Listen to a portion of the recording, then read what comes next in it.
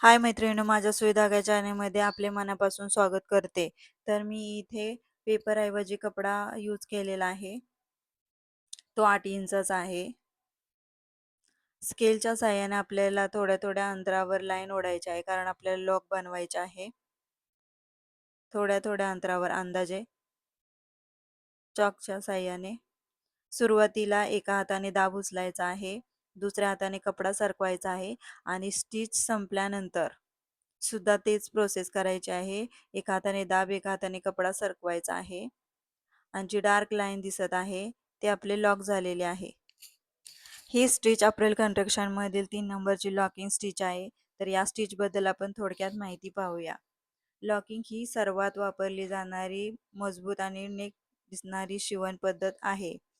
दोन दोरे एकमेकांना पकडून ठेवतात, त्यामुळे शिवण घट्ट आणि मजबूत होते. या शिवणची वैशिष्ट्ये पाहूया. 1. दोन्ही बाजूनी सारखी दिसते. 2. मजबूत आणि टिकाऊ. 3. नीट फिनिशिंग मिळते. या स्टिचचा उपयोग पाहूया. 1. शर्ट, पॅन्ट, ब्लाऊज शिवण्यासाठी. 2. शिवण तयार करण्यासाठी. 3. दैनंदिन कपड्यामध्ये सर्वाधिक वापरली जाणारी. या स्टिचचे फायदे पाहूया.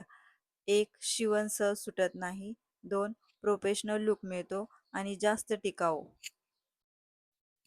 प्रत्येक स्टिचला हीच प्रोसेस करायची आहे. एका हाताने दाब उचलायचा आहे, एका हाताने कपडा सरकवायचा आहे आणि स्टिच संपल्यानंतर सुद्धा तीच प्रोसेस करायची आहे. एका हाताने दाब उचलायचा आहे, एका हाताने कपडा सरकवायचा आहे आणि जे डार्क लाईन दिसत आहे ते आपले लॉकिंग आहे. त्यामुळे आपल्या कपड्या म्हणजे धागे दोऱ्याची निघत नाहीत. प्रत्येक स्टिचला हीच प्रोसेस करायची आहे. एका हाताने दाब उचलायचा आहे, दुसऱ्या हाताने कपडा सरकवायचा आहे. स्टिचिंग संपल्यानंतर सुद्धा एका हाताने दाब उचलायचा आहे, एका हाताने कपडा सरकवायचा आहे. तर जवळपास आपली स्टिच संपलेली आहे. तर आपण सर्व स्टिच एकदम व्यवस्थित केलेले आहे. ही स्टिच करताना एकदम हलक्या हाताने करायची आहे, नाहीतर धागा दोरा तुटण्याची शक्यता आहे, कपडा चुरगळण्याची शक्यता आहे. एकदम हलक्या हाताने लॉक करायचा आहे. एकदम व्यवस्थित प्रोसेस करायची आहे.